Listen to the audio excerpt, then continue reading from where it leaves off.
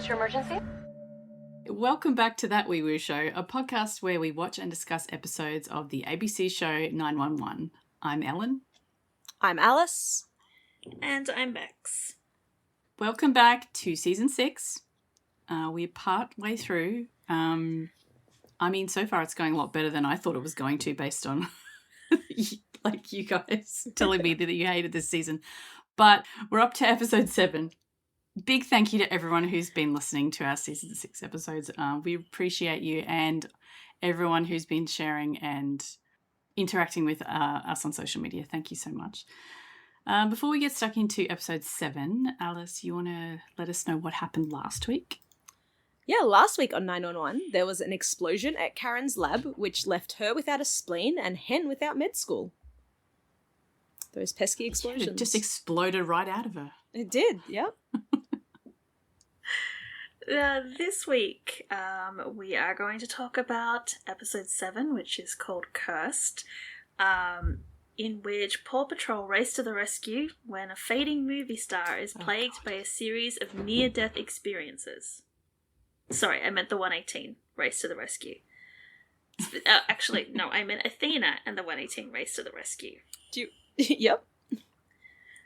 Yeah. It's like a band name, Athena and the 118. Athena and the 118. That is it. That is all she wrote for the promo. Our triggers for this week include claustrophobia, specifically, it says, like, wax over someone's face. I would also think that the whole asphalt over the car trapping you would also be slightly triggering if you're claustrophobic. So yeah, that was scary. Warned. I guess. And a discussion it was more scary than the wax. Anyway, we'll get to that. I just kept looking at the wax going, how? How and why and... Yeah.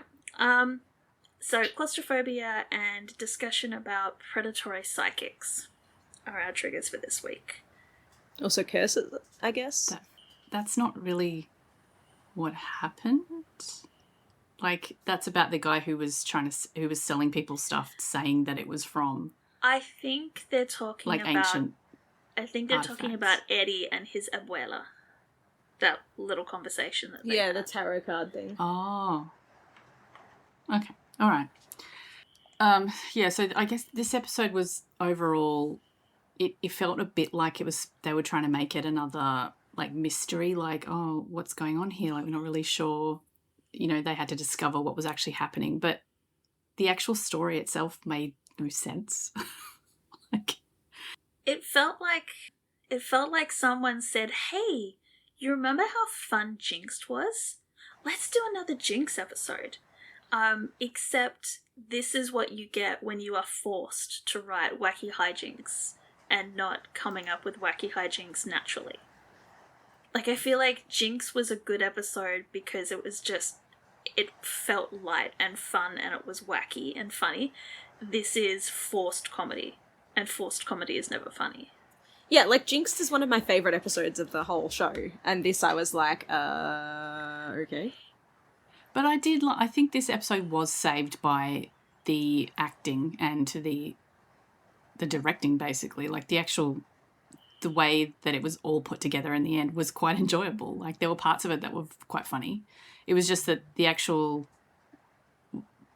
story of what was happening was, like, ridiculous. Yes, no, big Kenny and Aisha and Ryan, they sold this episode. When it was just them interacting, when it was everybody else doing the actual narrative moving the episode forward, no, tuning out. Yeah. Yeah. All right, we better get into it. Okay, so this, I just noticed at the top of the notes you've got that it was written by Taylor Wong, who we normally really enjoy. Who wrote Jinx? Right. Okay. Yeah, which is why I'm thinking it felt like, hey Taylor, Jinx was amazing back in season whatever that was. Can you do it again? And she's gone, maybe. But also you have to throw in this weird storyline about Buck as well. Yes, you have to include this storyline. and I feel like the mystery was trying to find a narrative structure to fit the like, what if everyone's cursed? Or okay, well, we can't just have a series of emergencies where everybody's cursed. We need to actually have a storyline of start, beginning, and end. So let's have this mystery around someone's cursed, and they're not really cursed. And yeah, it didn't work. We had a lot of questions when we got to the end, didn't we? So Well, I did many anyway. questions. But we're starting with it's basically an Amazon delivery, I guess. I don't know if Amazon have not paid me any money to say that. A delivery man. It's not even Amazon. Has a box. There is an Amazon like equivalent in this series, in this universe. This is not this dude. No. Well, he's some kind of delivery driver. Yes, there is a delivery that is being made. Yeah, the girl meets him at the door, and I'm like, who the hell meets a delivery driver at the door? Like, am I the only one who hides inside like a gremlin until they leave, and then I'm just like, go out, retrieve my package, and retreat back in again? No, if I see my delivery guys coming up my front steps, I'll meet them at the door. Crazy person. Especially if it's something that I'm waiting for, and I specifically this is a very expensive thing. Like, I would have expected her to sign something for it, but she doesn't. He just hands it over. You'd think that there'd be gates on this woman's house as well, but no, she's can't afford that anymore. Was there not gates? Maybe she opened the gates for him and then came out to meet him. Maybe. But then how did the stalker car get in there if there was a gated community? I don't think it's a gated community. I don't think he came in. He was outside the He was out on the on road, the street. Yeah. See? So many questions. So many questions. Anyway, they couldn't afford to film in a house with gates, okay? Anyway, the woman brings in the package and like to another woman who is just like, oh my god, I thought it'd never arrive. And it's like, that's not how the post works. Like, have you been tracking it? Because sure. Yeah, they had tracking in those days, in the olden days, like a olden couple of years ago. Yeah. So yeah, surely they were watching the tracking if she knew to meet the postman at the door as well, but like, okay. Anyway. Yeah, so the woman who got the package is Alexis, and she is this second woman's assistant, and the second woman is / was a movie star. Like, she's an actress. Her movie posters are all over her walls, which is just so tacky. Yeah, right. So yeah, it looks like she was a really big deal at some point and now is not so much a big deal. So Alexis, like, mentions that she has a new stalker, and the actress's Felisa is really excited about having a stalker. This is all based on the fact that there was a car outside the gate, like outside the house, with a guy in it watching the house. Yes. I can't remember if anything actually comes of that now. No, nothing. He was just waiting outside the gate, right? It's the guy. It's the guy. Yeah. Yeah, I know, but he Everything doesn't comes do to that. anything. Which, They just see him. come to He's just think of there. it, why was I he think there? he- Oh no, because they'd teased the unboxing, so he was Yeah. probably following the tracking of the bracelet. I think try he and wanted to intercept it try before and... Yeah, it's- exactly. Yeah, Like, he was hoping that she'd just leave it at the porch, on the porch. so that he could and steal it back. He, An episode he wanted should to be a not porch require pirate. this much thinking. Well, I'm glad that we're making sense of it after. Yeah, she teased an unboxing, but Felisa doesn't want to open it right now because she looks horrible, she says. No, she awful, wants to apparently. open it. She just doesn't want to film she it wants to because she open it. looks terrible. She opens the box because she says she'll repack it tomorrow so that they can do the unboxing in full glam tomorrow. She pulls out this like snake-looking bracelet, which does it does It look looks like so it's not. fake. It's apparently from Pompeii. She's like, oh, the gods of Pompeii are smiling on me. Wait, didn't everyone die in Pompeii? Yep. Yes. But yes, But the bracelet survived. it survived the volcano. It has its own certificate of authenticity to prove that it did come from the ruins of Pompeii. And it is apparently a good luck charm for Felisa, which doesn't work because as she's talking about the bracelet isn't a part of history, it's a part of her story. She's walking down her hallway and she stops under this massive wrought iron chandelier, which at that very moment the cables snap and the chandelier plummets to the floor, trapping Felisa underneath. Yeah. It's very Final Destination. It's very the way that they shot it, or it looks like it's crushes her. But when we come back from not only the commercial but the 911 call, which I didn't understand because the commercial is the transition. No, not commercial, the title card. Like, we get title card and then we get a 911 call. And I'm going, but the title card is the transition to the 118 arriving. Why do we need the 911 call as well? Yeah, normally we just get we usually get either the title card or the 911. Right? Yeah, but it was weird. But if it had been the 911 call, then the title card, it might have made more sense. It's still, anyway, it doesn't maybe, but it was two transition moments that when only one was needed. Anyway, the wrought iron falling, it looked like it smushed her, but when we come back from the 911 call, she's flat out on her back and it's just pinning her to the floor. Yeah, and there's like a big pool of blood underneath her, which is kind of disgusting. So the 118 are dispatched to Felisa's house. Alexis comes out to meet them, to lead them inside, explaining what happens. Jim's asking, is like the victim conscious? And Alexis is like, yes, she won't shut up. And we come in to Felisa yelling at Alexis for leaving her, and she's like, yes, because I had to go and get help. The issue is that not only is the wrought iron chandelier incredibly heavy, but it has penetrated through the wooden floorboards and is literally pinning her to the floor. They can't get it off without cutting the chandelier apart. So that's what Buck and Bobby are going to do.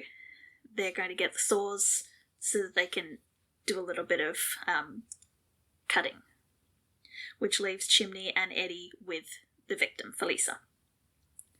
Yeah, they work out who she is. She was asking them, is the bracelet okay?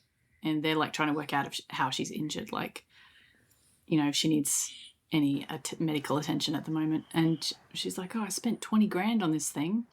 So then we find out a bit more about it. But she can't feel anything, so they think she might have a spinal injury. I do like that she starts going off on a tangent about some movie that she was in, but Chim is just like, oh my god, I saw your movie. Because we're like, hey, Chim's back to his movie-loving self. Yes. I also love that Chim recognizes the name once. Like, he sees the movie posters and he clocks. And he's like, oh, hey, yeah, you're that movie star. Eddie immediately recognizes her. Yeah, Eddie immediately recognizes her. It's like, oh, which okay, makes me wonder, is she, like, from, what are those Spanish soap operas that he watches? Oh, the telenovela? Telenovela. Is she, like, from a telenovela that he's watched with Christopher? Yeah, right? Or is he just, like, a secret soppy rom-com kind of... Like, what is the movie that he watched her in, and watched it enough that he can recognize her? Yep. Yeah. These are the questions that I have. These are the questions we want answered. Yes. I don't care about the actual storyline. Tell me about Eddie's relationship with Felisa Valdez, because that's what I'm interested in. Oh, Eddie and Felisa have so much chemistry as well. Yeah, they do. And then they just never bring her back, and I'm like, oh, okay, never mind then, I guess. She had, like, if I hadn't, like, we're going back to last week, if I hadn't known that Marisol was going to be coming back, I would have just not even thought about her. But this made me think that maybe something was going to happen with Eddie. Yeah, right. But, I mean, obviously not in the end. But, you know, it was different. Honestly, my biggest shock about all of this was the fact that Buck didn't hit on her once. And I was like, this is weird. And then later on, I'm like, oh, explains a lot. Buck is preoccupied. He's abstaining from flirting, apparently. Yep. But yeah, the chemistry is insane. If you did like a comparison between the scenes with Eddie and Felisa and the scenes with like Eddie and Anna. Oh, yeah. Like, Yeah. he's not supposed to be romantically attracted to Felisa, and yet the chemistry is off the charts. But when you put him with a character that he's supposed to be attracted to, that he's supposed to be in a relationship with, I don't know. I mean, to be fair, I don't even know if they considered Marisol a love interest when she first. Yeah, no, they might. Or not if they have. just They liked might an not have. actress and were just like, she's available, we'll bring her back later. No, I'm not even counting Marisol at this point. Oh yeah, poor Anna. I'm assuming at this point they had planned. Like, she's coming back in this season, right? Yeah. Marisol. Yeah, so they would have Well, known that she was kinda. going to be coming back. It's not till later. So, like, possibly not. Okay. But yes, chemistry with Felisa when it was never meant to be romantic is insane. It seems Eddie only has chemistry with people that the writers don't put him with. Like, Felisa and Buck. Apparently. Like, when there's no pressure, that's when Ryan can pull out the charm. Yeah. As soon as he finds out there's supposed to be, which then brings up like Lena Bosco, who was supposed to be a love interest. Yeah. Oh, that was a very sibling. And was just like, ew, relationship. Eddie, stop speaking to me. Gross. Yeah, that was it. Yeah. Which that Or could have Maddie, also who was just been. also supposed to be a love interest, and even Jennifer Love Hewitt was like, can I take Kenny instead, please? I don't want any Okay, part of but- whatever the fuck is happening with those boys over there. In that defense, I think they probably brought Jennifer on and went, hey, we're thinking of like your character is going to be with this character down the road, and then she's gone, no, actually, can you write me to be with this one? So Yep. I don't know that ever like got off the planning, like the big whiteboard where they're planning out the season. But yeah, everybody else, that's Anyway, yeah, so Felisa's under a big chandelier. They're worried for a bit that she's paralyzed because she can't feel her left foot or something. Like, she can feel the right one, but she can't feel the left one. Yeah, so she's not actually impaled by this thing, right? Like, they just No. cut it No, she's and somehow then got, lift like, it in between off the floor. Yeah. Yeah. It's just, like, Yeah. dropped and pinned her to the it's ground. just, And so, yeah, it's so they cut it. penetrated through. Yeah. Yeah, so they cut it and managed to get it off her. And then when they get it off her, her left leg starts tingling. And they're like, yeah, it's probably just a pinched nerve or a spinal bruise. So Alexis says that the bracelet must be working just like she said it would. And Eddie and Chim are just like, the fuck are they talking about a bracelet for? But sure, okay. Eddie and Chim share, like, during this scene and the next, like, little bit, they share so many, like, what the fuck glances. So many glances. Like, they're always just looking at each other going, what are they talking about? Yeah, very confused. But then they work out that this bracelet is a good luck charm, and Eddie's like, why do you need this? Like, you have a good life. And apparently she's had some really bad luck lately. So she spent $20,000 on a bracelet. Yeah. So yeah, apparently Felisa's had a run of really bad luck for almost a decade, and Felisa's convinced that it's a curse. And nothing works. But Chimney says, don't mind Eddie, he's unnaturally resistant to anything supernatural. And I'm like, they said the title. That's they're the really wrong show. weird. I mean, that's really rude because Supernatural's an okay show. Like, Yeah, he's resistant. has he Come on, even- Eddie. has he even given it a chance? Like, Look, a lot of your fans are also fans of this other show. But yeah, Eddie's like, if you prove to me something is real, I'll believe in it. and then yeah, Chim says he's confused at the definition of belief, which yeah, but also like another like thing about how Eddie has no faith at the moment. Oh. But yeah, so they take her into the hospital, and like, remember when they wouldn't go past the glass doors? Yeah, they wheel her all the way through into like the beds, the back of Yeah, the just emergency chatting. room. And then Yeah. they like leave the emergency room without their gurney. Like, they don't even transfer her to the bed. They just walk out without their stretcher. And I'm like, guys, Did it? I thought they you're did going to have it. need that for your next call. Do you maybe want to go back and get it? I thought they were wheeling it out. Maybe I'm remembering wrongly. Anyway, as they're leaving, Eddie's like, oh, you thinking what I'm thinking? And Chim's like, that we should hit the barbecue joint around the corner? Yes. It's like, oh, yes, I stomach agree. again. I will be coming with you to the barbecue joint. But Eddie has a feeling that something's up with those two. And like, at this point, I don't know what exactly he thinks is up with them. Like maybe he's looking at the bracelet going, that is so clearly not worth $20,000. Yeah. It's It looks like, clearly have you seen the girl on TikTok? I'm pretty sure she's on TikTok. But she does like, I knew this was fake, but I bought it anyway. Oh. No. But she buys stuff that is like, the listing is very clearly AI, and she buys it to see what they send, and like it'll be like. Did she do the geode cup? Yes, she does like the Yes. geode cups and I've that sort seen of stuff, that and one. it's just like a printed like thing. And she'll do like dresses and that sort of stuff. But yeah, Eddie's just like, that just looks Temu. Exactly. But Chim's sort of still thinking about the curse. And Eddie's like, curses aren't real. And he's like, here we go again. I'm like, yeah, Jinx part 2.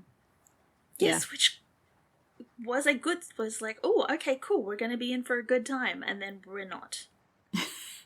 But before we continue with Felisa and her curse and her, like, Temu good luck charm, we're going back to the 118, where it is Hen's celebratory breakfast return, where Bobby's gone all out. There's food everywhere. There's giant aluminium trays full of food. Athena is there helping herself, but Yeah, she's Black. in uniform. Like, she's working, but she's just popped in to have breakfast. Yeah.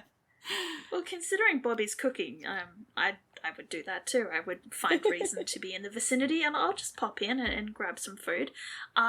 But where there is all of this food, and yet Buck is making himself a green smoothie. Mm-hmm. My favorite part of this is that like everyone's real weird about the fact that Buck's like drinking a smoothie, obviously.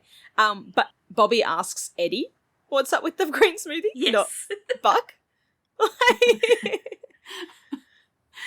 I think he's asking, like, everyone at the table, but it's a quick look at Chim He and then looks a look at Eddie. At Eddie. Yeah. And also like Eddie looks, and I know that they're focusing on the smoothie, but the way that it's filmed is literally just like it switches to like Eddie point of view, and it's just focused on Buck's crotch as he like sits down, and it's like, Eddie, what is happening right now? He doesn't even know what's I happening. don't know what you thought you were doing, Ryan, but it did not come off that way on camera. To be fair, it wasn't Ryan, it was the camera guy who like basically zoomed in on Buck's bulge and like highlighted it, and then was like, oh wait, shit, yeah, the green juice. What?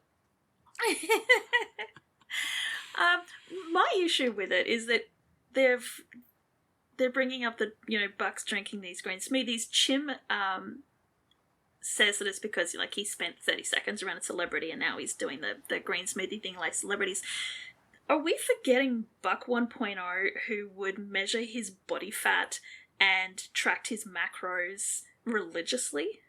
Yeah, right? Like, apparently Buck is just eating takeout all the time now, and it's just like, no, he likes Bobby's cooking, but he was never a junk food guy.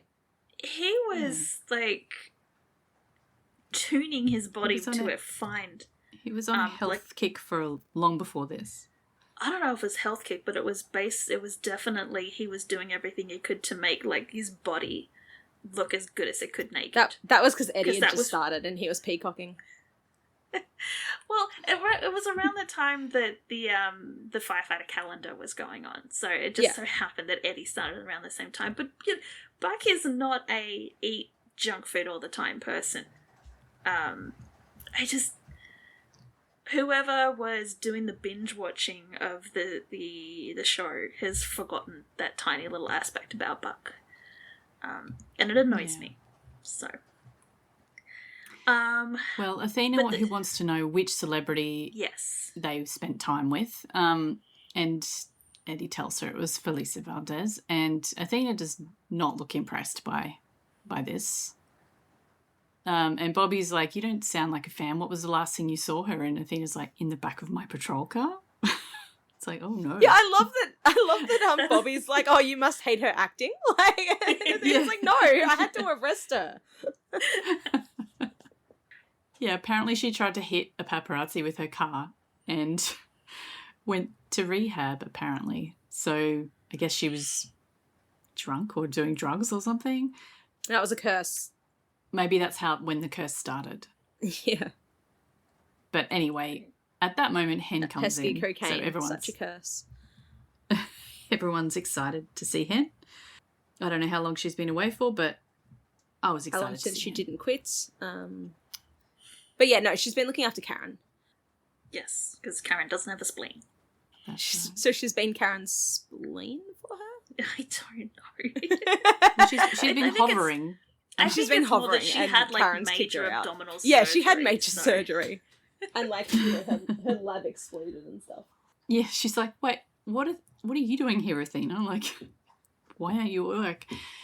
She's like, I wouldn't miss your first day back. But also and my all husband this was breakfast. Yeah. Yeah. Yeah, so like they all basically like make Hen, like pressure Hen into asking Buck what's with the health kick. And Buck deflects, and this is where like Hen pressures him, and he admits it's because he, like, since he agreed to be Connor and Cameron's sperm donor, he wants to do it right, like set them up with the best chance for success.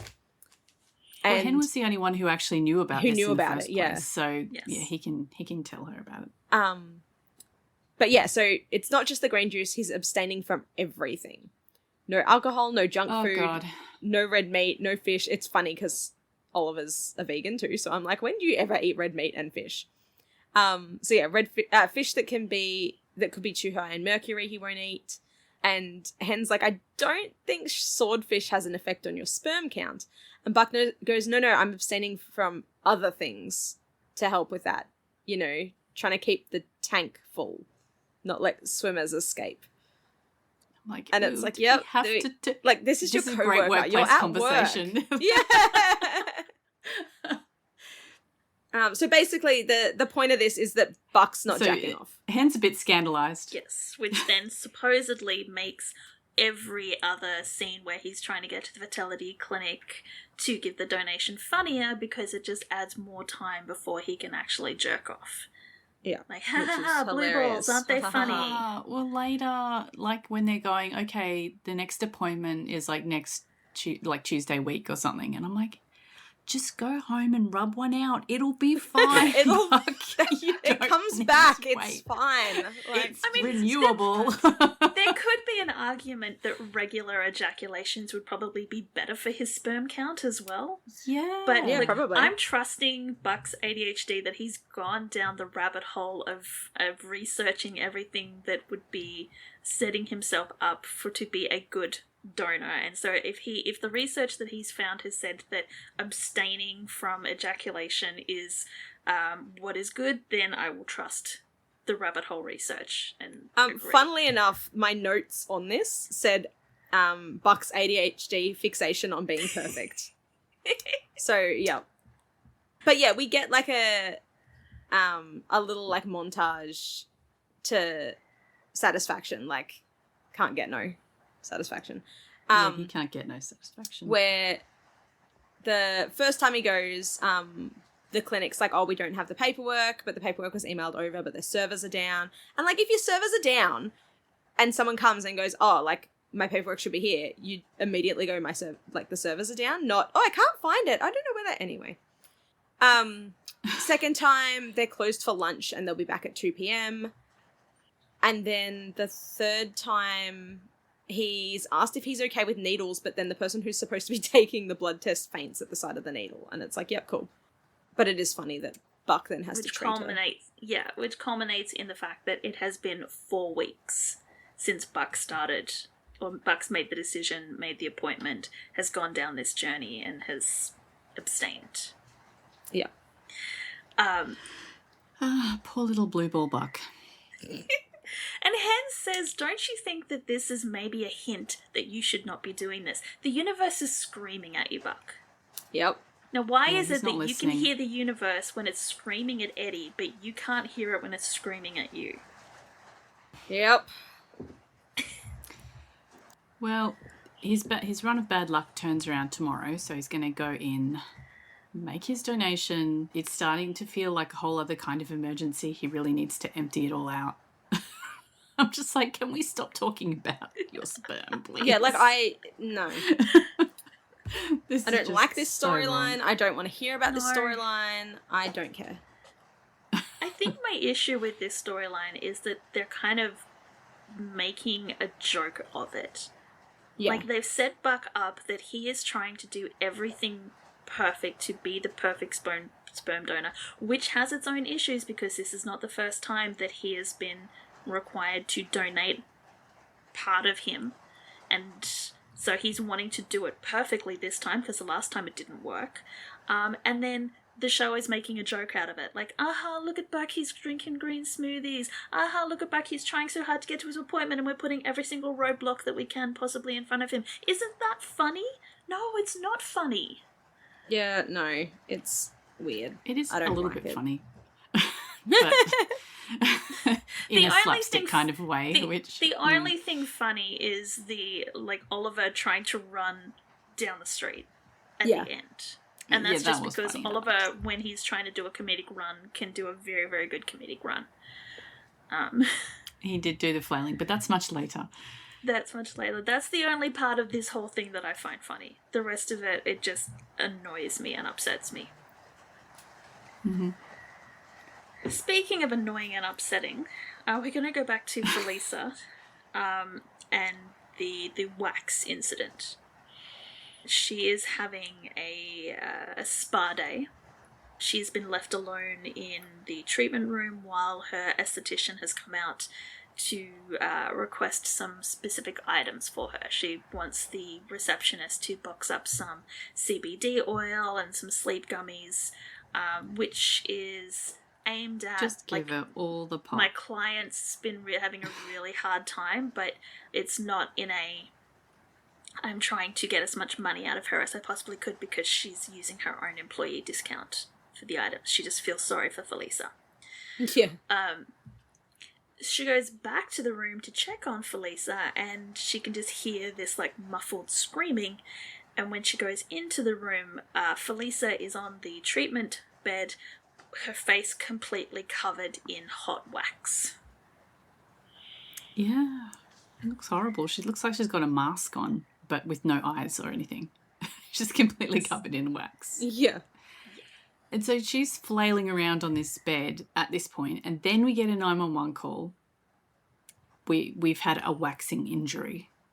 And then we have to wait for the 118 to actually get there. And then they come in, and she's still writhing around on the table. So she must be able to breathe a little bit. Yeah, like, she hasn't been able to breathe in ages, and they're still just like, la, la, la, la, she'll probably make an airway. And I'm like, what the hell? Unless the 118 were, like, right around the corner. But also, like, nobody at the clinic has attempted to try and remove the wax from her face to help her breathe? Yep, nothing. They've just left her there for how long? Maybe they have, but they couldn't get it off or something. I don't know. It's just weird. Who knows, but... Yeah, they come and... They could have just pulled it off. I mean, it would be painful, but it would... But she would be alive. Yes. Eddie is the one who recognises her again because he sees the bracelet. Yeah, and she's the only person in the whole of LA that has the bracelet, obviously. So they're like, oh, it must be Felisa.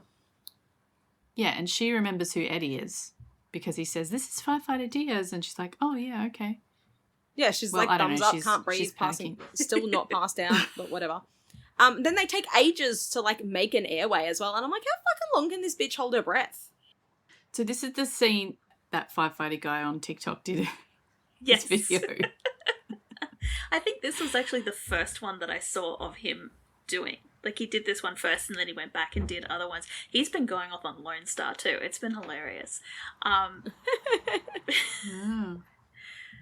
But yeah, so Hen tries to cut the wax away from Felisa's mouth only to discover that the wax has gone down her throat as well and is completely blocking her airways. So they decide that the best course of action is to shove a breathing tube down her throat Yeah. into And the with her wax. cutting the wax out of, like, you don't want to just pull the wax out, or I don't know. Look, they're no Abby who can do a tracheotomy in a restaurant with a butter knife, that's for sure. Well, that would be the other option, just doing a tracheotomy, right? Because wouldn't the if it's all tube just blocked, go, then like, yeah. into the wax and just get clogged? Exactly. I don't understand. Or shove the wax further down into her airway and potentially... Anyway, it works. Anyway. For the drama, they get it in there and it works, and she can breathe. She's still panicking because her face is still covered in wax, but at least she can breathe now. Apparently, so they the decide warmer was only set to 104 degrees, so there's probably not going to be any burns, but, you know, Chim's just like, we just let the hospital take it off. Because it looks like the kind of wax that they'd be using for sort of waxing appointments. Waxing their legs or whatever. That doesn't necessarily, unless your esthetician is an idiot, that usually doesn't burn you. No. But, like, it would still be very uncomfortably hot for a minute. Oh, yeah, definitely. On your face, it would be uncomfortable. Yeah, exactly. 40 degrees is what it's set to. Oh, there you go. So they're going to leave the wax on her face and get the hospital to remove it.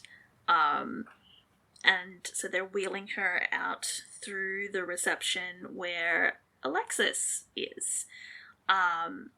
And Alexis is incredibly concerned about Felisa, insists that she's going to ride with her to the hospital.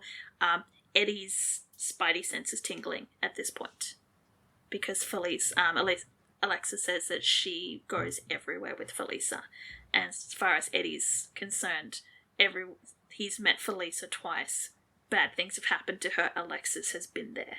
So he's starting to get a walking suspicious. red flag to him. He's not sure what's going pretty on. much, yeah. But he's sure it's got something to do with her.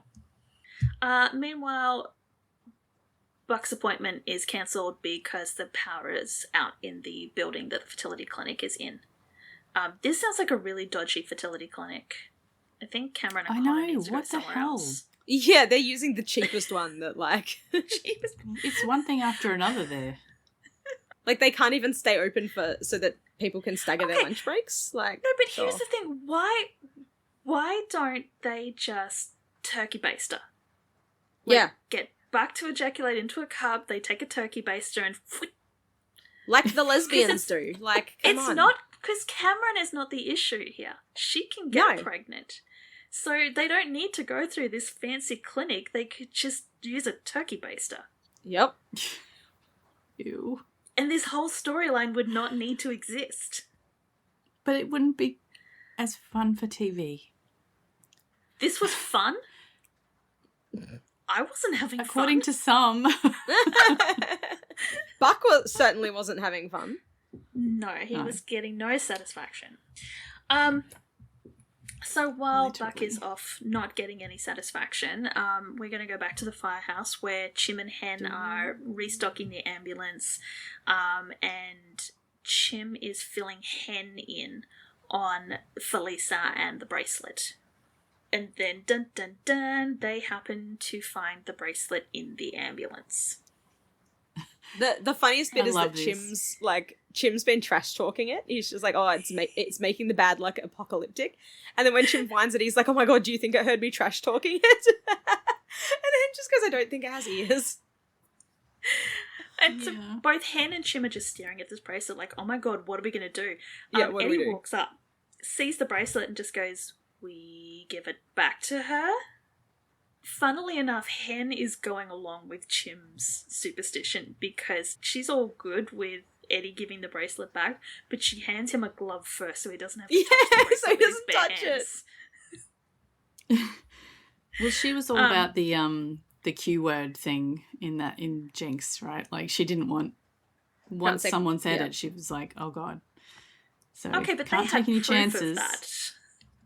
I don't think she's necessarily got any proof that the bracelet is causing the curses, but she's ride or die for Chim. If he says it's cursed, then it's cursed.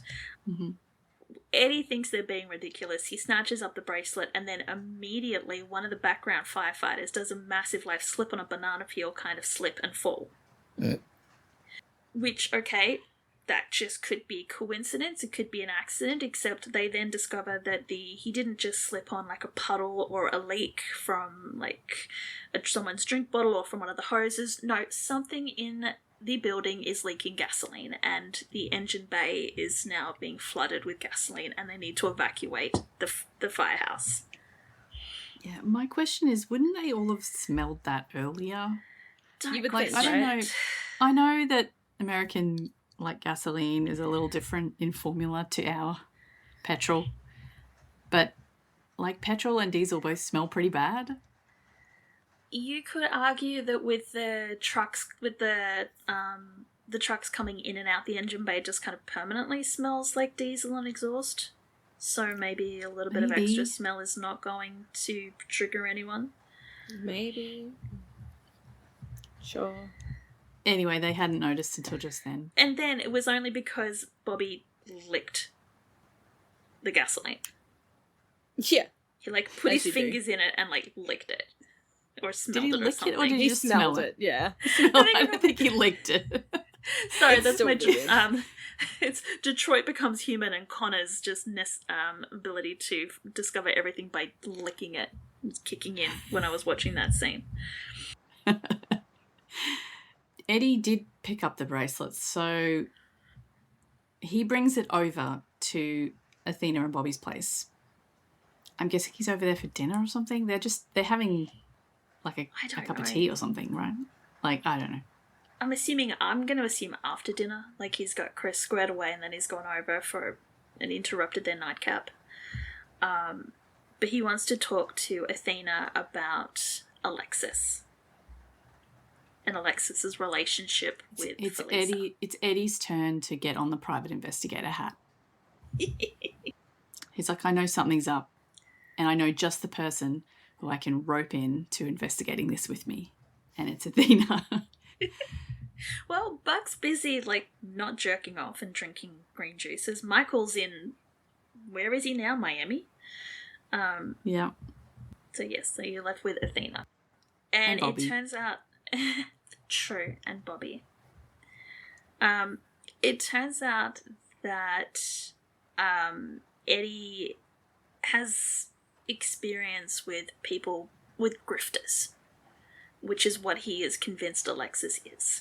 And he tells a story of when his abuelo died. His abuela had a really hard time, and she turned to, like, the neighborhood witch, who would light candles, say prayers, and promised his abuela that she would be able to speak to her husband if she just paid money. Yeah.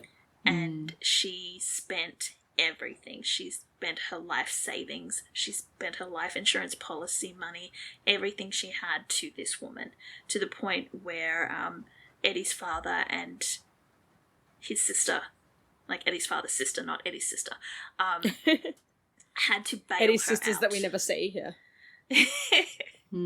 Like, she almost lost her house. That's how much money she was giving to the curandera. And that's why Eddie is so worried about what Alexis is doing, because he thinks that she is going to rip Felisa off the same way this woman ripped off his abuela. I don't know why he's so worried, because he's never met these people before in his life, but there's something about Felisa and his history. Because he has chemistry with Felisa, but sure. Because he's... Okay, but we He's talk about worried the about irony her where, like, for he's some reason. feeling worried and paternalistic about her, and that comes across as chemistry? Maybe?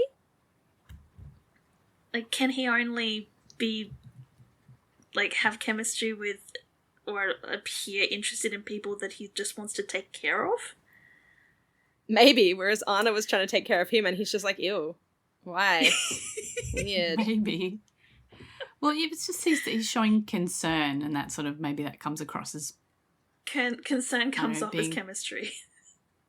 Yeah, well, it's warmer, isn't it, than just, like, the way he speaks to other women in his acquaintance. I don't know. It's just different. Weird. It's weird. It's different. It's nice. I like the scenes that he has with Felisa. Yeah. It's just very strange. Speaking of Felisa... Anyway, Athena's on board. Yeah. Yes. Yes, Felisa has now... She's still on a quest to find something that's lucky. And so she's gone to a New Age shop that has a bunch of crystals all over it, which... Incidentally, I love shops like this. Like, I don't really particularly believe in any of the crystal stuff, but I just love looking at really cool pretty. rocks. Yeah. And they usually smell good. Cool. There's a crystal place near where I used to, like, it was in between where I used to live and where I used to work. And I'd pass it all the time. And then, like, every so often on weekends, I'd just, like, message my friend who also really likes going there and be like, oh my God, do you want to go to Crystal World? And she's like, yes! And we'd just go and look at crystals. Yeah. I don't know, all the different colours, and they're so shiny. Anyway, she's looking for something that will bring her good luck, and the shopkeeper lady is saying, like, what kind of luck? Like, in love? Like, finances? Job opportunities? And Felicia's like, yep, just all of that. Whatever you got. The owner just sees dollar signs, and she's just like, let me go and get the really expensive stuff out the back, because I have a feeling I can foist it off on you. Yeah. So while she goes and does that, Alexis comes over, because Alexis is there too, and lets us know that Felisa has noticed that she's lost her bracelet, and they are searching the hospital top to bottom to try and find it. They obviously haven't considered that she lost it in the ambulance.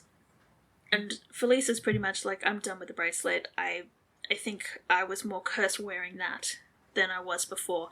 Maybe crystals are what I need. And she sees this giant hunk of amethyst up on top of this display cabinet. She's like, ooh, shiny, maybe that'll help. Very cool.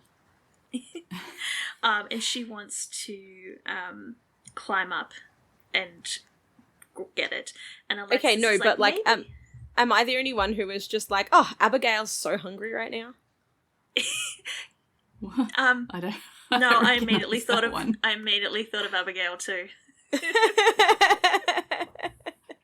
For all the Stardew aficionados out there. Oh, okay. All right. Stardew, yeah. Abigail is one of the NPCs in Stardew Valley, and one of her loved gifts is amethyst.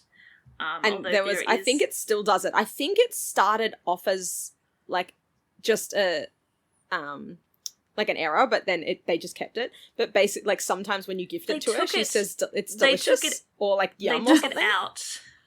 They took it out and people protested, and so he put it back in. He put it back in, yeah. I remember there was something about it, yeah. But yeah, because like usually you like gift the villagers, like Sam, for example, likes pizza. And so you give him pizza and he's like, yes, pizza time! And Shane likes like jalapeno poppers.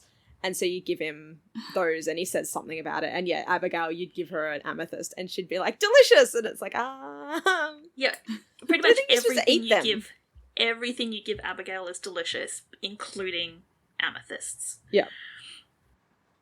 Amazing. But no, yes, so I did think about Abigail. Felisa is not going to try and eat the amethyst, I hope. But she does want it. Alexis is like, maybe we shouldn't purchase anything else that could be used as a weapon. Because it's a pretty hefty chunk of rock. Yeah, and spiky. Felisa's just like, no, it's just like, it's for protection. It'll be fine. Can you go find a ladder? And Alexis is like, no, I will go and find somebody to help us. Do not do anything. So she disappears. This is a pretty good fake out in the end, because I'm fully expecting this whole shelf to just collapse on her. Because Felisa finds a stepladder, and you can just see the glee in her face as she's like, yes, this will be mine. And she pulls out the little stepladder and she climbs up, and you're just waiting for her to grab the amethyst and go like tumbling off the stepladder, or the amethyst to come crashing down on her head or something. But before she can grab the amethyst, Alexis screams and then comes stumbling back into the main shop area with this massive crystal embedded in her side. Yeah, she's literally been like it. At the start, I was like, did she just fall on the crystal? Like, yeah, because that's something I'd do. She's been impaled, just like, the snowman. What's the guy's name? Yeah, Olaf. Olaf, that's it. I was like, Yeah. wow, I haven't seen Frozen for so long. I can't even remember the snowman's name. Oh my God. She like collapses and the owner comes out and they're like, oh my God, call 911. Like she's giving them the worst 911 call ever. She does say where they are, but then she says there's been some kind of an accident. I don't know what happened. It's like there's a crystal sticking out of her stomach. You know what happened. Like tell Like, them you don't know how there's it been an happened, but injury. you can see the end result. Yeah. But then, as the owner is talking, Felisa starts to feel a little bit funny, and we get like weird camera movements and Fish Island, weird lens movements to sort of signify that Felisa's starting to feel a bit woozy, and she starts slurring her words, and then the owner starts to look a little bit wobbly on her feet, and then they both collapse as well. Yeah. So somehow when the 118 get there, they're wearing masks. Even though they said there's been an accident, but no one knows anything about a... Like, maybe they looked in the windows and went, oh, everyone's lying on the floor. Yeah, literally, it was just there's been an We'll go accident. with I don't that. know what happened, but we need an ambulance. And then they all passed out. But yeah, then they all come in wearing masks. And it's like, what? I'm going to because, assume that because then Bobby says, that makes sense. Buck, did you get that gas turned off? So they've looked in there and gone, oh my God, there's a gas leak. So Buck goes off They've to turn the gone back gas and off. got the masks. Yeah, okay, but that makes sense. They sort of didn't really explain that explain at that all. very well. No, Anyway, because they yeah. could have just passed out at the sight of the woman being stabbed by a crystal, but sure. Well, you can't take any chances. Go in with the masks on, I guess. But there's no gas line to the building, so that's not what caused it. Chimney has an idea what caused it. Felisa caused it. Yeah. She's her That Yes, big. they curse recognise. is so powerful that she's now wiping out entire rooms of people. Hen finally notices the actual stabbing because the owner didn't actually say anything about the stabbing. Yes. I like how Bobby's like, what in the world happened here? It's like, yes, Bobby, you and everyone else.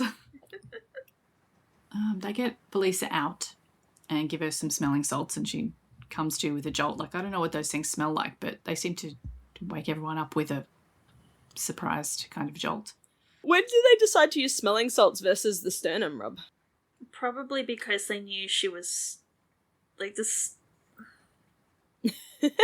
Actually, I that's don't know. a really good We need a point. paramedic to tell us that. Yeah, please, I'm assuming paramedics. that- Why I'm assuming smelling that salt versus sternum sternum rubs rub? is when you think someone is like so deeply unconscious that you're not even sure that they're alive, and you need something really, really strong to get them out. Whereas smelling salts is someone's just passed out and they can be easily brought back to consciousness. I don't know. What even is smelling salts? I'm going to look that up now. It's ammonia something, which Ammonia means it'd be really inhalants. sharp. Oh, so basically they just, like, if you use crystal litter in your litter box for your cat, just grab some of that next time you... Ammonium carbonate. Yeah. It triggers an involuntary reflex that causes the user to inhale deeply, which increases blood Okay. flow to the brain. So revives people who have fainted.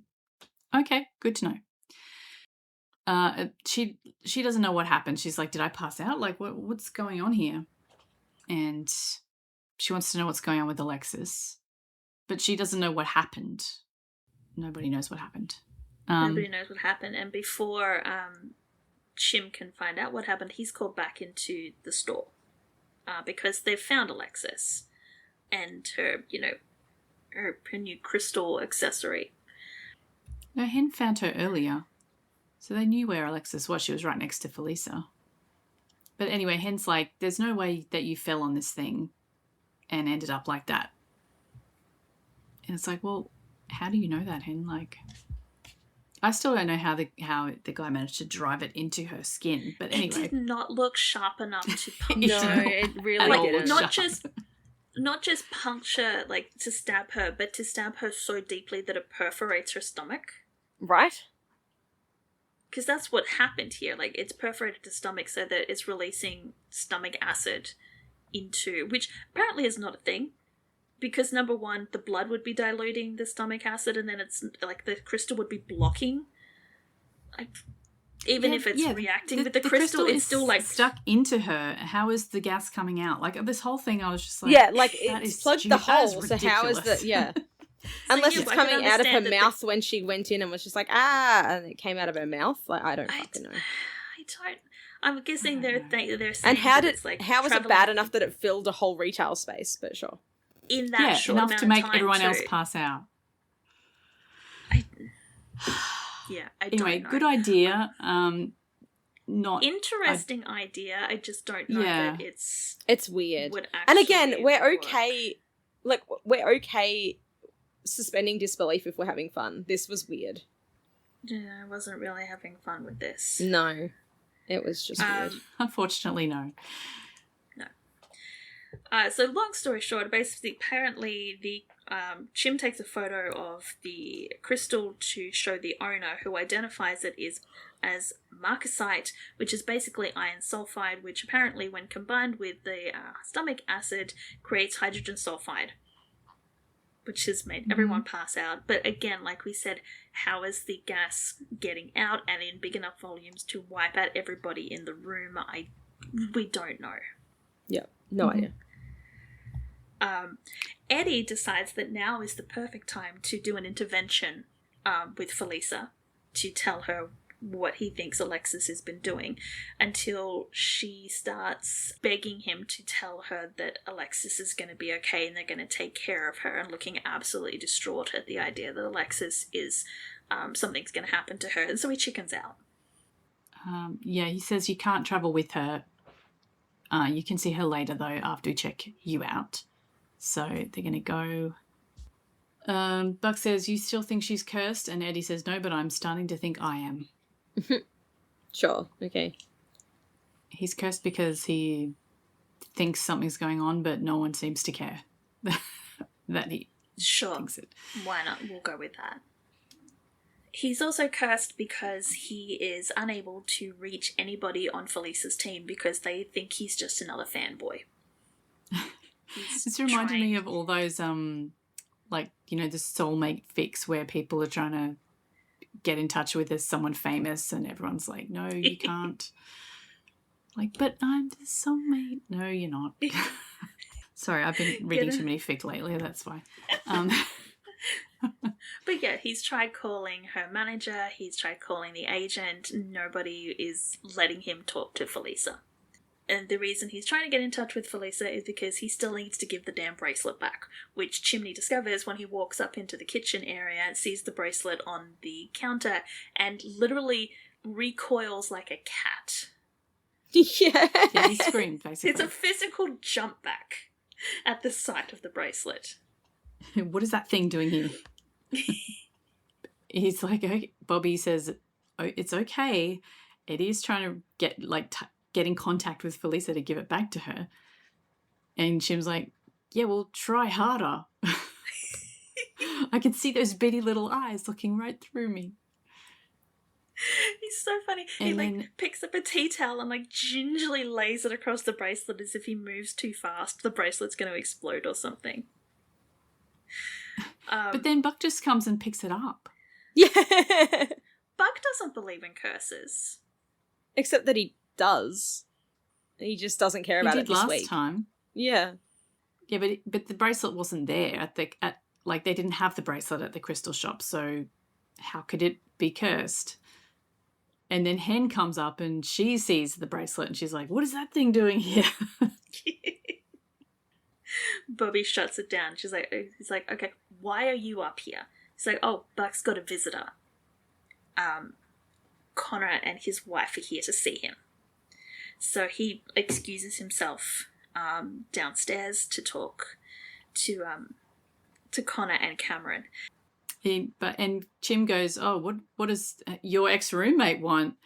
And Buck's looking at Hen going, don't you dare say anything. Nothing. What? I don't know. There's nothing happening. What could be happening? There's nothing. Yeah, so Nothing's weird. happening at all. Yeah. I don't know what they were here for. So Buck goes down. Hen's like, I see nothing, I know nothing. Chim demands that Eddie does something with the bracelet. which he interprets as he picks the bracelet up, shows it to Chim like, see, bracelet, and then tosses it at Chim. And He's there's such this a great little moment shit. where Kenny goes to catch it and then realizes, no, actually, I don't want to catch this thing, and then backs away like it's a hand grenade. Yeah. It's like, why would you do that? Which Bobby thinks is hilarious and just starts cackling, and then Chim storms off to sulk in the bunk room or something, I don't know. Doesn't get far though, because we see him like a few seconds later after we finished with Buck and Cameron. I hate this. Like, of all of what goes on with Buck this episode, this is what I hate the most. This sucks. It's so annoying. Like, why would you come to his place of work? He's a fucking to have this firefighter. Conversation with. He can't answer his phone all the time. He's a fucking firefighter. And this is silly. It's like, so apparently the fertility clinic called Connor and or Cameron because Buck didn't make his appointment. And I'm like, which appointment? Because the boys tried there at least 5 times to get to the clinic. Yeah. And so they've tried to call Buck. Buck hasn't picked up because, firefighter, he says he's left his phone in his car. It doesn't matter. And they start going off on him like, if you didn't want to do it, you could have just said you didn't want to do it. You didn't need to just, mess us around like this. And we know that this is a really big ask, and if you're having doubts, then you... But we've seen how much effort Buck has put into this, and it's just... I want to reach to the screen and throttle these people. I understand that they really, really want kids, and that Buck is their their current salvation, and so they're anxious and they're desperate and they really want this to happen now. But this is not how you go about it. No. But the whole point of this scene is not to be passive aggressive to Buck. It's to out Buck to everybody else, because these three are having this conversation at the bottom of the stairs in the engine bay. And they are not making any effort to keep their voice down, so the Bobbsey twins and their, the Bobbsey triplets, I guess, and their captain, are standing up in the loft area watching and listening to this entire thing.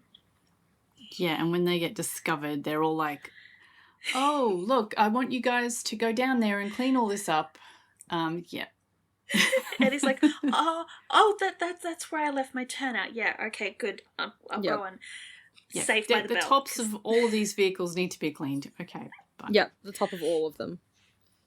Buck doesn't care. He's like, I can handle whatever they have to say. It's going to be fine. But you guys really need to go because the bell's ringing, and just fuck off out of here, please. Which then leads to one of the most awkward rides in the back of the truck ever. Yep. Where they're all just staring at him and then awkwardly looking away if he looks, and then staring at him again. And Bobby's basically eyes on the rearview mirror waiting for someone to say something because he wants the tea. Because Hen doesn't want to say anything, Buck definitely doesn't want to say anything, but Eddie and Chim and Bobby are desperate to find out what's going on. Yeah. Finally, Bobby's like, okay, we'll let it go. And Hen makes a face, or Hen does something, and Chim immediately points at him like, you knew! And Bobby's like, oh, thank God, we can talk about this now. And so that becomes the more important conversation. It's not that Buck's donating his sperm, it's that Hen knew about it. And Hen knew about it, yeah. Yeah, Bobby wants to know how long Hen's known. And Eddie says, more importantly, how long have you been holding out on us? And originally I thought that he was talking to Buck, like, how long have you been holding out? I was like, he doesn't have to tell you anything. But no, it's Hen he's talking to. Yeah, I would also say that he was directing it at Buck as well. I'd buy that. Anyway, thankfully they arrive at their destination and Hen's like, oh no, we're here, let's go. Yeah, what a shame, let's go fight fires. And Buck blames it all on the bracelet now. Now he believes in the curse suddenly. Now he believes in it. All right, back to investigator Eddie. Oh, and Athena. He's definitely roped Athena in now. He's definitely roped Athena in. He's hanging out at the nurse's station at the hospital in turnouts, doing paperwork. I don't know what he's doing. They've obviously just decided that this scene is going to take place in the hospital and told Ryan, look busy. Like, you're going to be over here looking busy waiting for Athena. She has gone to check out the crystal shop and found and checked the security camera footage, which she has downloaded onto her personal phone and hands over to Eddie. Yeah. Which shows that there were 6 people in the crystal shop before whatever happened. And then apparently she has gone back and checked the security footage of the spa that Felisa was at and discovered that the same guy was at the spa that was at the crystal shop. And Eddie immediately jumps to worst case scenario and assumes that he and Alexis are working together to fleece. Yeah, I don't know how Felisa. he joined these dots. He's just got it in for Alexis. He's decided. Yeah, he does. Yes, 100%. He's just thinking worst case scenario of Alexis at this point. We also learn from Athena's investigations that the bracelet that Alexis and Felisa were saying was $20,000. Alexis only bought it for $11,000. That's still a fucking That hefty is a price lot. tag for a piece of plastic. So they go to talk to Felisa. Yeah, Alexis is still not awake. I guess they must have had to do surgery on her stomach and everything, so she's probably still out. Yeah. Like from that. She's saying to Alexis that after all of this, we need a vacation. Like, this is the point where I was like, okay, Felisa is in love with Alexis and cannot let her go. They need a girls' trip. And but then Eddie comes in. She's like, oh, Five-Eyed Diaz, what are you doing here? Eddie tells her to call him Eddie. I'm like, this is what also the point where I was like, oh, something's happening here with Eddie and Felisa. Which, I mean, it's weird because he's just like, no, it's just Eddie right now. But dude, you're in your full turnouts. Like, if you wanted it to just be Eddie, show up in civvies. Yeah. Anyway, he has rocked up to give Felisa back her bracelet. Felisa's like, I could care less about the bracelet right now. It's cool. It's like way more trouble than it was worth. And the line is that that Alexis almost died because of the bracelet, because of Felisa. And Eddie's like, I don't think that's true. And so they take her out into the hallway because, you know, that's where the best conversations happen. Obviously. And Athena shows her the security footage from the crystal shop, which is they're using as proof that Alexis did something. I don't know what they think that's going to prove. Yeah, no I mean, idea. all the video shows is it doesn't show Alexis getting stabbed, right? What does it even show the guy? It's not the smoking gun that they think it is. No. Yeah. Like, but- oh, look, Alexis was at the crystal shop, and she's like, yeah, I know. I took her Yeah, I there. was there. Like, yeah. I took her there. Like, she drove me, but sure. But we find out in this scene that Alexis is the only person that Felisa can count on because everybody else in her life is gone. They're either dead, they've disappeared. She got herself emancipated from her family when she was 16. So she has nobody but Alexis, which is why she's so adamant that Alexis would not hurt her. And even after Eddie tells her that she only paid $11,000 for the bracelet, Felisa's still like, no, you don't have anything here. You've just got two grainy videos of two guys in hats. So I can take care of myself. It'll be fine. Athena says that Felisa may be right, but if she's wrong, there is someone out there and she could still be in danger, which does apparently sink in. Because she leaves the hospital. I think she gets a car back to the crystal shop to pick up her car, which is now parking Athena tickets also all over says it. that that the thing that she believes in less than a curse is a coincidence. Really? 3/4 of your investigations are based on coincidences. Yeah, like you'd But think, okay. but anyway. Now you don't like them. But it comes back later, even if it's stupid. Yeah. So Felicia goes back, picks up her car, gets all the parking tickets off it, recites a mantra that she can take care of herself as she drives herself back home, but immediately notices a car following her. And, like, we as the audience, we can see that it's the same silver car that Alexa saw at the beginning of the episode. It feels a bit like just paranoia on her part, really. Yeah, it's... Felicia can't... All she can see is headlights. Admittedly, the headlights are very bright and very close. And then both of the cars start screeching around the corners so we know that they're actually, like, you know, in the middle of the chase. Around the back lots of... Yeah, this, like... this whole scene just felt so off to me.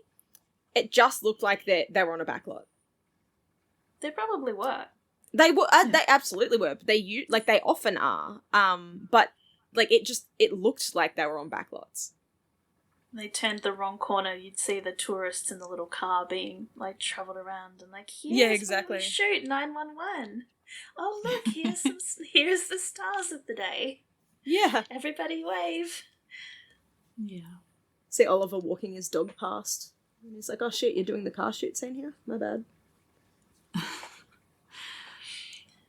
Well, she calls 911 anyway, and we get to see Maddie. She gets her. I know little Maddie's in cameo this episode. Finally. Don't know where she's been, but she's been at work obviously the whole time. Yeah. And so is Chim. So I don't know who's got the baby, but anyway, I'm driving my car and I think someone's following me. So Maddie puts her en route to a police station, and like broadcasts to the LAPD channel that, you know, this blah, blah, blah, this vehicle is in pursuit of this other vehicle. And Athena's like, oh, fuck. That's my girl. Because Maddie's like, okay, victim is on this road going this way. It's in car. Victim's name is Felicia Valdez. And Athena's just going, oh, fuck no. Okay, yeah. I'm on it. I'm on it. Let me go and get her. She's driving all over the place. The tires are screeching. It's, I don't know, it's dark, so I don't know what she's hoping to do. Backlots are happening. But there's roadworks happening in the middle of the night as they do, and she crashes into a truck that the tray tips up and pours asphalt all over her car. Yep. Like hot asphalt. Yep. Which I don't think would be in the back of a tip truck like that. I don't know, maybe they do road laying differently in LA, but we have these huge machines that lay asphalt. Anyway, I only know that because they're resurfacing like the highway just near my place, and so you're like, oh look, so asphalt. At night they do the work at night. So if you are driving home at like 9 p.m, you have to sit in this traffic for ages because they've shut off half of the highway. Oh, yeah. Like, you have to go at like 20 kilometers an hour past these gigantic machines that are laying. Like they have one machine that's like digging up the highway, and they dig probably like a foot of like surface off there and like chuck it in a truck, and then the machine in front of it, no, it must be behind it, comes along after it and lays all the asphalt on behind it. It's amazing. But yeah, they're taking fucking forever. It was supposed to be finished at the end of July, and they've just extended it to the end of... No, they're supposed to be finished at the end of June, and it's the end of July on the sign. I'm like, oh, great. Anyway, long story. She's got asphalt all over her car. She can't get out. She can't breathe because the fumes. And the car that was chasing her does not immediately speed away.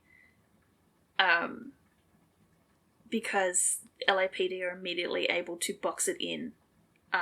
My other question was, how do they know that was the car that was chasing her? Because there were several other cars on the road, and we never got any sort of description of the car because Felisa couldn't see because it was dark and headlights, but they've immediately just stopped the last car that was behind her and gone, yep, that's him.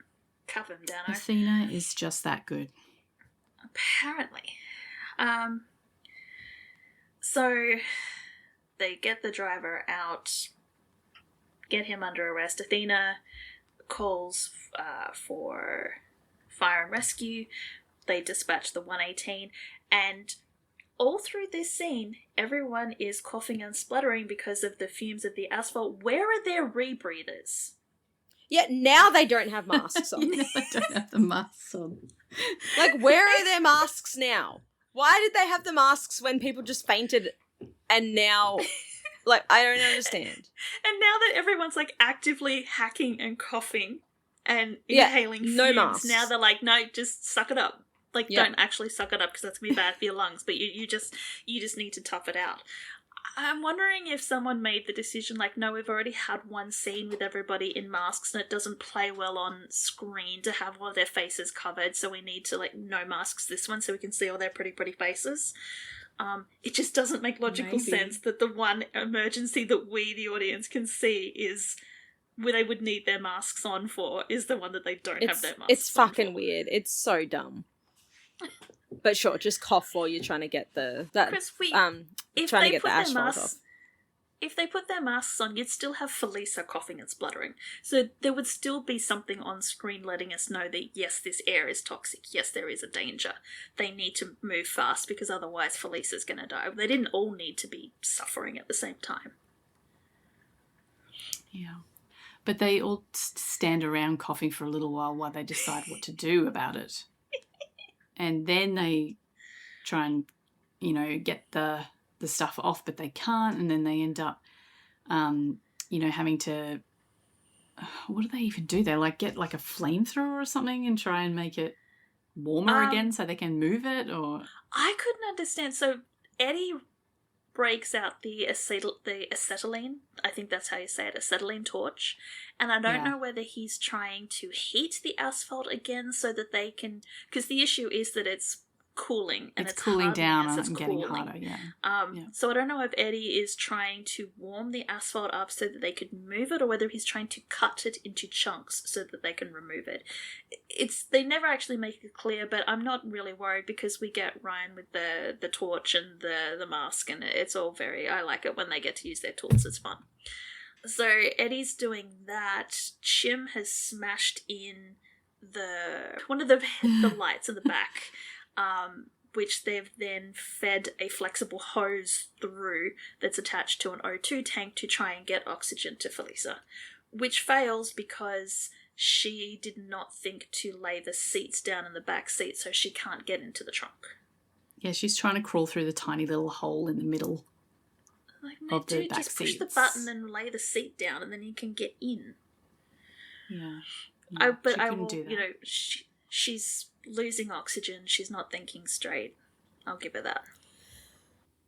It's fine, though, because whatever Eddie's doing works. They managed to get the asphalt off the door and get the door open and get her out.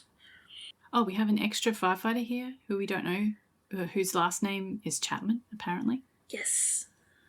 One of your background firefighters for your fic? Yep. Yes. Excellent. Who looked feminine, so I'm going to say that that's Julie.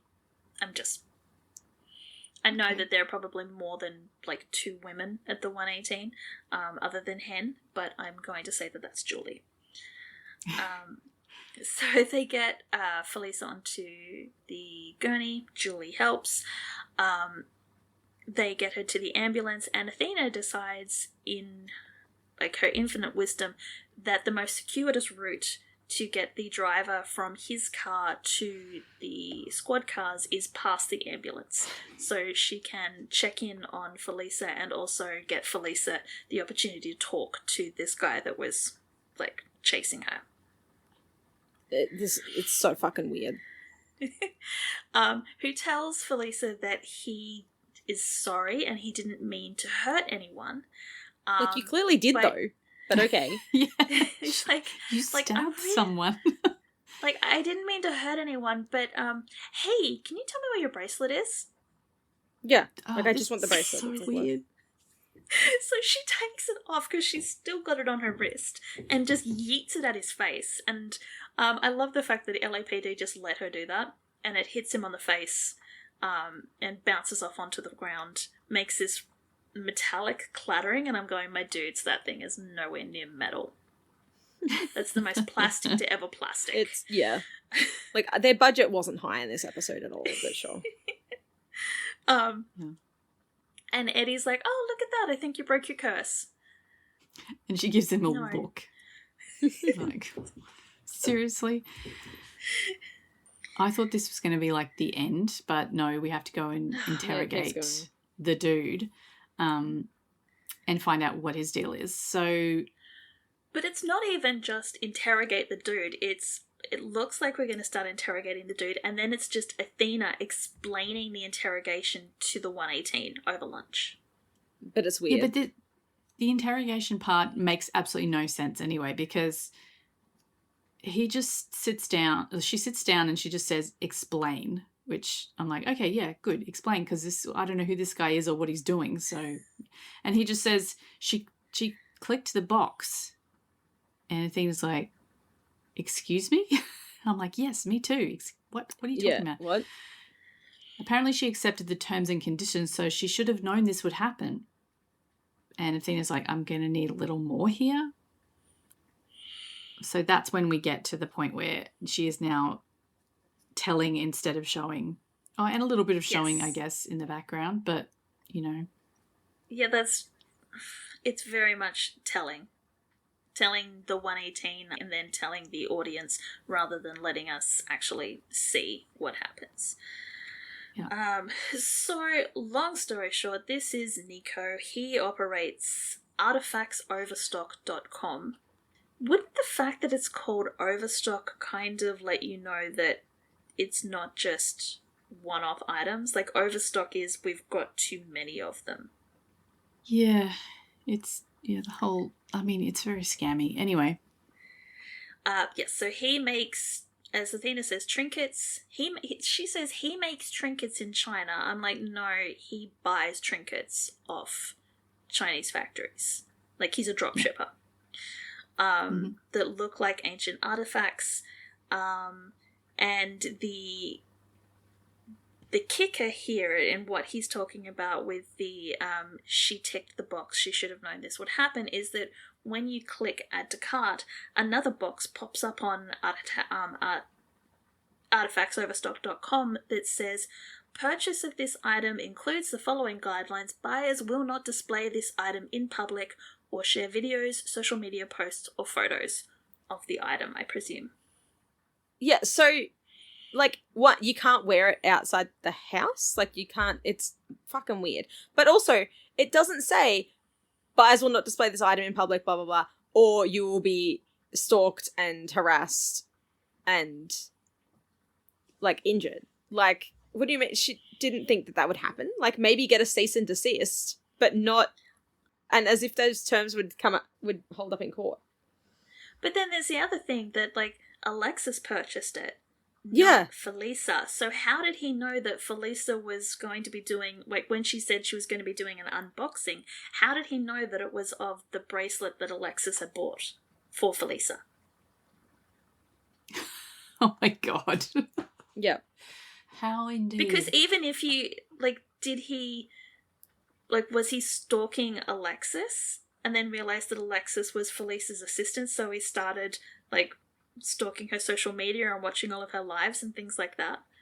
That is the most paranoid thing I've ever heard, but that is the only explanation that actually makes any sense.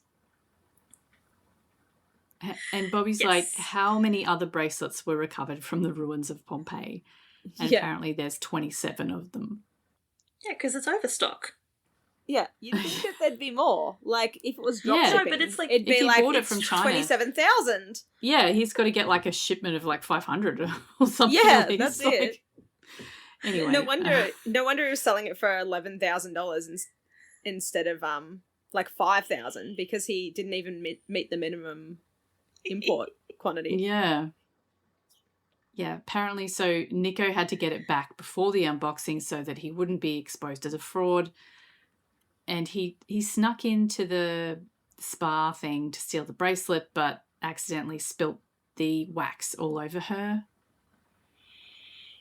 Okay. Which whatever. I'm glad that they explained it, because when we first see Felisa with the wax all over her face, I'm like, how the hell, like, what circumstances? Because you don't have wax all over your face. It's not some kind of weird facial service. No. But then so they the explain hot it, wax and I'm pot still probably like, should not have been like right next to her head either. on a table right above her head. Yeah, it's no. weird. With like a cord hanging down that can be tripped on. I don't know. It's just silly. Yes. And the crystal shop, he tried to get it back, but what happened in the crystal shop? I watched this like so recently, and I just cannot remember what actually happened. So he sneaks into the crystal shop. Alexis comes back to try and find a ladder to stop her boss from like killing herself trying to get the amethyst.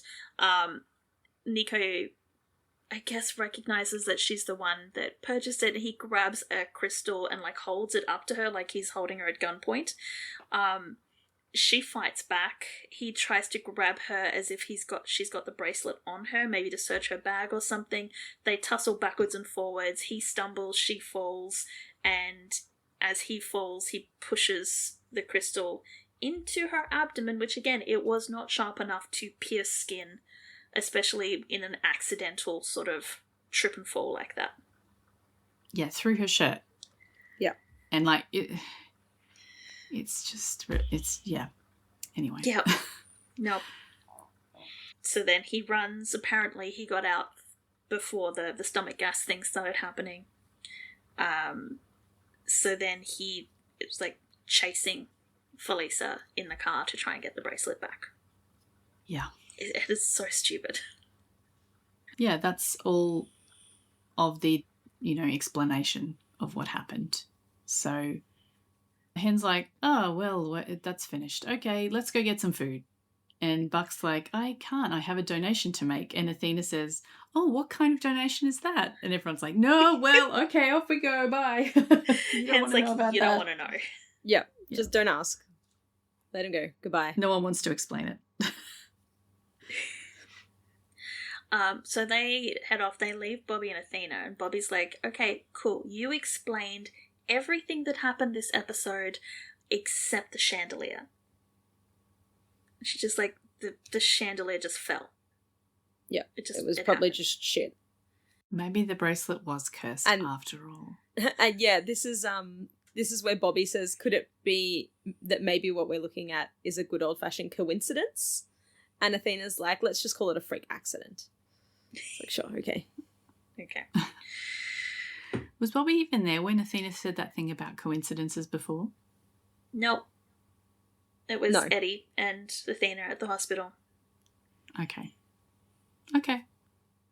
But yes, clearly It's Athena fine. went It's home just and was just it's like, just a coincidence. or called him and was like, I hate coincidences. And Bobby's like, yep. I know, babe. G2G. Unfortunately, Fighting they fire. happen. Sincerely, Bobby Nash.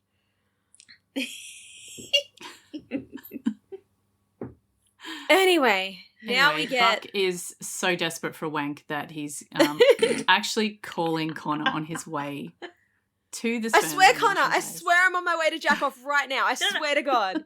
I'm pretty sure Connor called him. Like, Because I'm gonna masturbate so hard, bro. I mean, to be fair, this is the conversation he has with Eddie all the time, so he just thinks it's normal bro talk. But yeah, so Buck says as long as he gets there by 9, they'll squeeze him in. And I'm assuming this is 9 So he a.m. can squeeze one out. Yeah. But like Yeah, then after the they're show. open till what was it? Was it 8 to 8 or something? 8 till 8, yeah.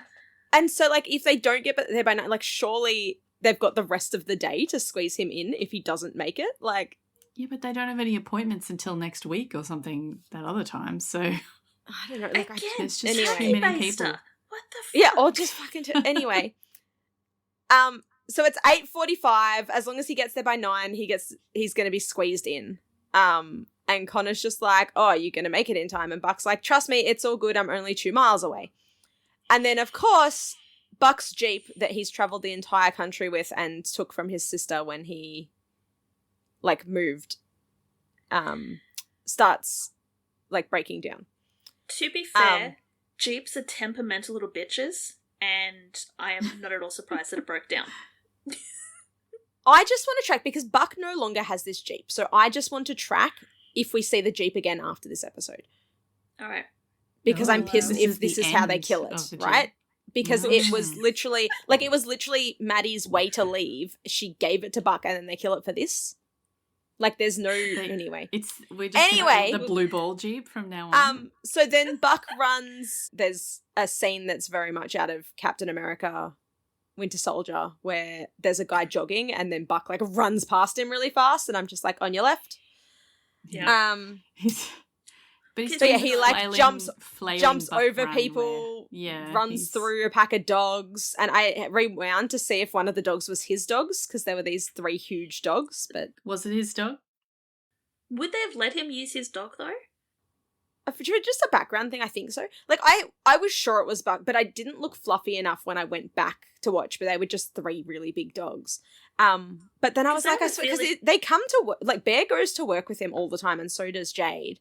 And I was like, no, I Yeah. swear he said something about, but no, I went back and watched the interview and he tried to get his dog as the dog in season, whatever the fuck, 8? 7? No, 8? 9? I don't even know what season we're up to. I think it was 8. He tried to get his dog to be that dog, but they were like, no, it has to be professionally trained and have Yes. insurance. And have a trainer. And so it ended up being everything the like Beagle that, yeah. instead. Yeah, that but- makes sense. But yeah, there was these massive dogs, and I was just like, are they actually his? Because if he's just running past them, like... But Hmm. they But didn't. they would have had to, like, somebody would have had to have been able to control them and make sure that they stayed in position. And, Yeah. Oh yeah, there'd be insurance and stuff about it. But yes, anyway, so Buck runs. Like, this scene is funny. It's just, I don't like the storyline. But he makes it... He's like, you said you'd fit me in, right? And she's just like, yes, literally, like, you, I don't care. And then she hands him some magazines, and one of them has a man on the back. And I'm like, interesting. Because that's the one that's, like, real held up to camera. But, yeah, so long, like, he gets to have his wank. It's very exciting. Yeah, hooray. I just hate that it's all a joke. Like, he's so desperate to help his friends, and he's so desperate to please, and they just make a joke out of it. Yeah. As they do with most of Buck's existence. Yes. But he does run funny. Like, when he's trying to run Yeah. funny. Like, when he's running normally, like, his Winter Soldier run is, not bad. But then Yeah, he does like, the I like funny that, run. but that's, yeah. We're still not at the end yet because, like, going from Buck, like, finally getting to relieve himself to Eddie sitting on the beach with his sunglasses on looking very... he's in, like, a singlet and everything. He looks great. He is waiting for Felisa, and I'm like, oh, are they having a date at the beach? But no. Apparently he's managed to get in touch with her, and she's actually showed up to speak to him. But she wasn't going to show up, but he did save her life multiple times, so she figured that she owed him. Yeah. It's like, okay, I guess you're not really friends then. Yeah, it turns out they do discuss Alexis here. I absolutely tuned out through this entire beach scene, so I just didn't see it Okay. Fair enough. being resolved. Because I just didn't care at this point. But yeah, like, Eddie's like, oh, but she stole your money. And Felicia's like, I don't care. And that was it. It was like, okay, that's cool. But that is literally basically stole- what happens. She Like, stole it's the $9,000 from you, ways- but sure, okay. But it's the way that he asks her. He's very sort of paternalistic. He's like, so did you talk to her about the money? And she's like, I don't care about the money. And he's like, but she's stealing from you. Like, it's Yep. just something about the way he asked her. He's not, it's not a romantic sexual attraction. He's trying to take care of her. Like, she is someone that he needs to help. To drag her down the beach. And she's like, you know what? If fleecing me for like $9,000 is what it takes to keep her in my life, then go for it. Because I'm hard work, and if that's what it takes to keep her, if that's what she needs to take, then let her take it. Yeah, well, Eddie tells her all about how Shannon died and, like, that Chris was in the tsunami. You know, he survived. That's him right there. And Chris is playing on the beach and his hair's all wet and it's really cute. Super cute. Yeah, they drag Gavin just down to the beach for one scene. Just this one scene. At least it's a barely fun on one. Hey, Gavin, He come gets to play at the on beach. Okay. Yeah. Why not? Yeah, it's not random. Yeah, he says that he nearly died in this ocean, but he didn't want to stay away from it. They came down to the beach as soon as they could because he didn't want Chris to be scared of the ocean. The whole point is that for that conversation, because it sounds kind of random, but Felisa had been telling Eddie about all the loss that she's been through, and she's like, the only way that she can explain all of the loss and all of the bad things that's happened in her life is because she's cursed.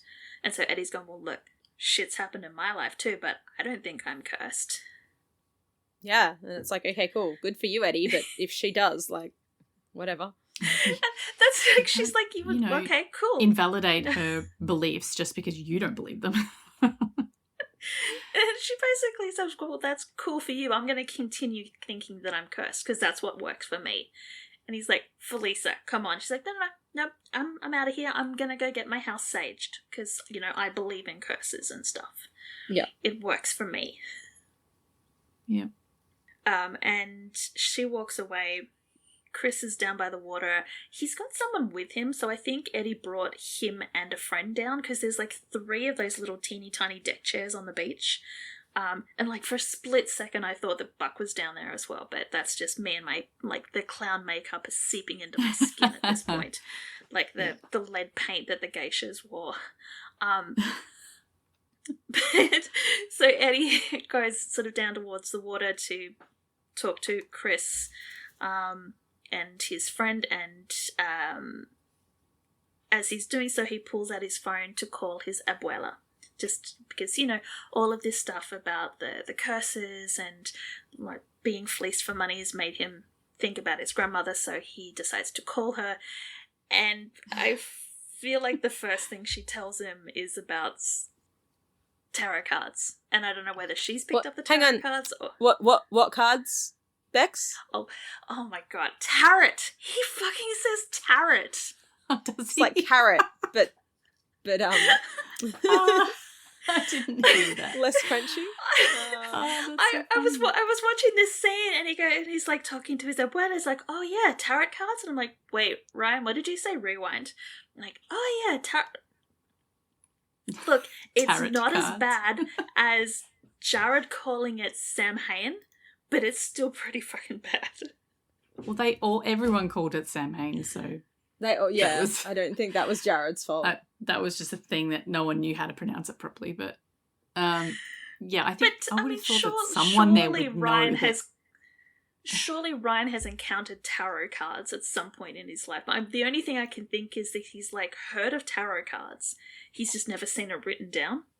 Or never, yeah. And hasn't put 2 and 2 together. I don't know. It bugged the fuck out of me that he was calling them tarot cards.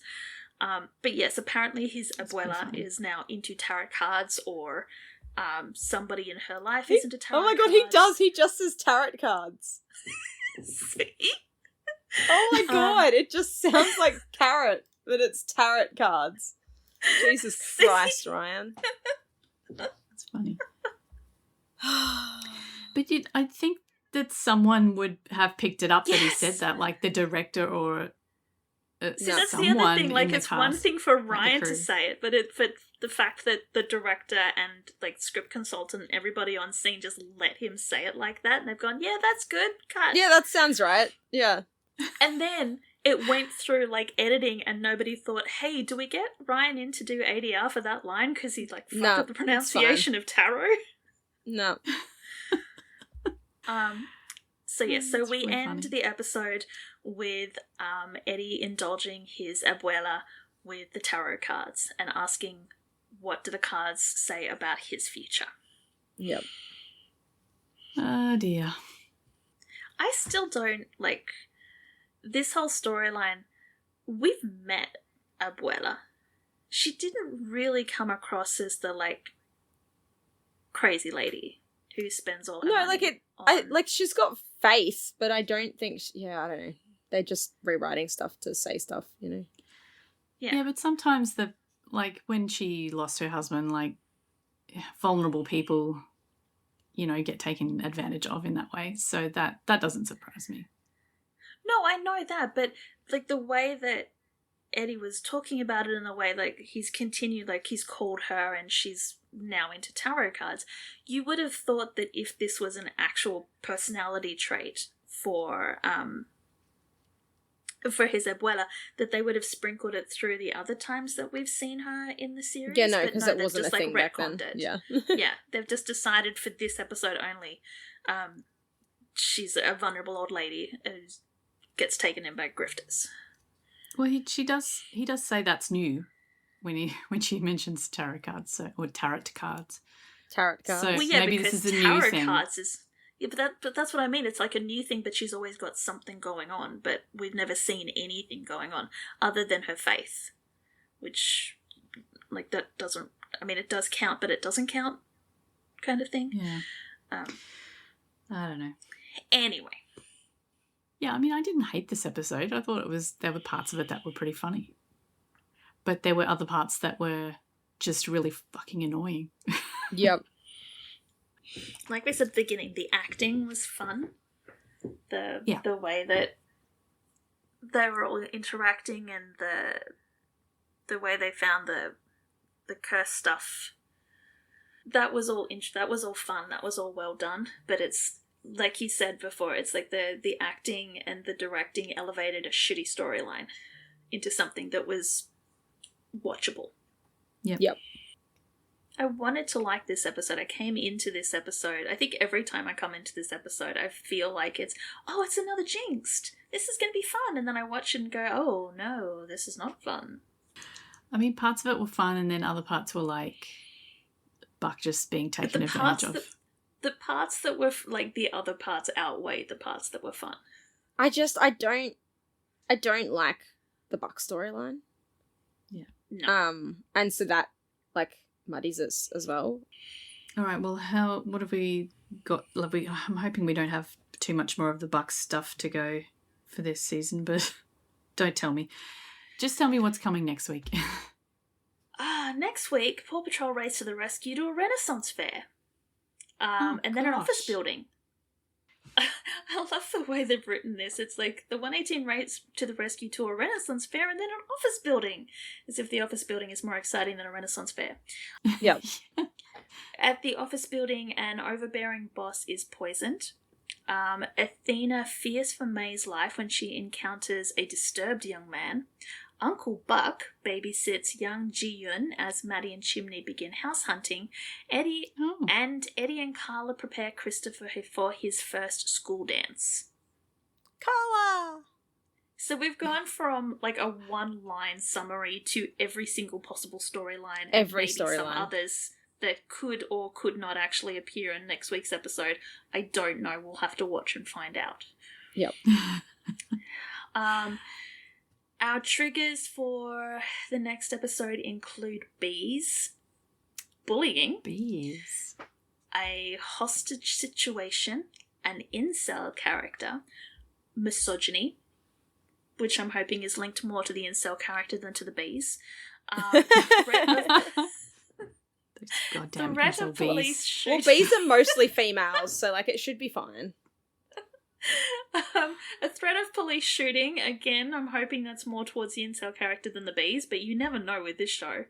And a threat of a mass casualty attack. Again, is that the incel character or the bees? Tune in and find out. Yeah, next week's episode is the one that I remember none of, except my ex was telling me all about it, and I was like, I think you imagined this episode, and she's like, no, and this happens, and I'm like, not a clue what you're talking about. And then I went back and looked it up and I was like, oh, it is an episode. And she's like, I told you that. And I'm like, I literally thought you were making up this episode. I have no memory of it at all. Well, we'll see if you remember any of it when you watch it. All right, let us know what you think. Do you agree with us about all the terrible things that we said about this episode. I feel like we've been really hard on it, but oh my God, it kind of needed it. Yeah, sometimes they need to pull the thread. So once this episode is, well, like once you're listening to this episode, we are going to be having a couple of weeks break. So don't worry if you don't hear us for a couple of weeks. We just need to take a couple of weeks off. We've got stuff going on. But we will be back in 2 weeks' time to talk about episode 8, which is called What's Your Fantasy? I've got ahead of myself and I haven't said thank you for listening. Please let us know what you thought of this episode, and we will see you in 2 weeks' time to talk about What's Your Fantasy. See you then. Bye. Bye. 911 is a fictional show, but many of the situations portrayed happen in the real world too. If any of the topics we've discussed in this episode have affected you, please know you're not alone. You can call or text numbers in your country for help. Just Google crisis support in your location to find out the number. If you enjoy our podcast, you can help us out by leaving us a review on Spotify or your preferred listening app, and by sharing our social media posts. Find out more at thatweewooshow.com.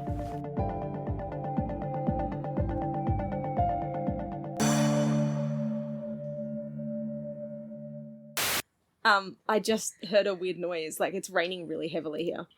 And I just heard a weird noise and literally thought it was raining inside, and I was like, what the fuck? It's just Autumn drinking. But